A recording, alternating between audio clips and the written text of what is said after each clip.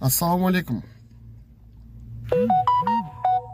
Құрметті мұғалім сымақтылар, кешегі сайлауға пачка бюллетендерді салған.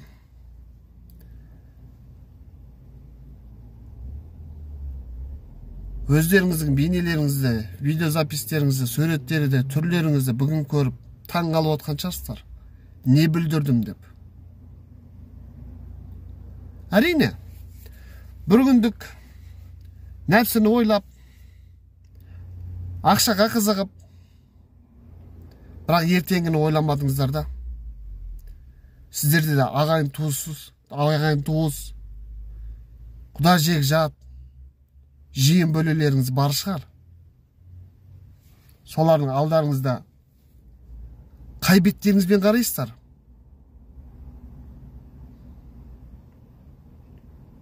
Болашақтарыңызды ойламадыңыздар ма?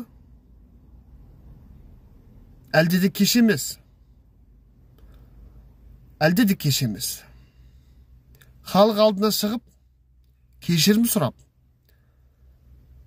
со пачка бюллетенді кім сал деп тапсырыс берген мойындап шығарсаңыздар,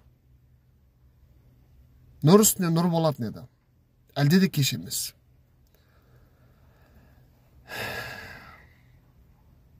Таңға дейін ерінбей, түрлі елдердегі достарыма 4 тілде Қытай, Корея, Түркия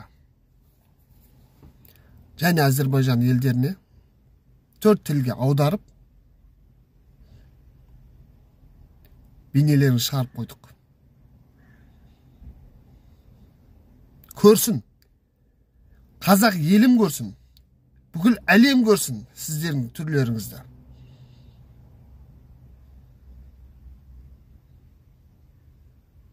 Бұл қиянат жасап отсыздар. Көк қағазға қызықпаңыздар, болашағыңызды ойлаңыздар. Сіздің де бала-шағаңыз бар шығар, бала-шағалардың құрдастары бар шығар. Олар бетіне басады ғой баланың. Сенің әкең мен шешең мұғалім. Осынша бюллетенді міне салды, міне бейнесі бар.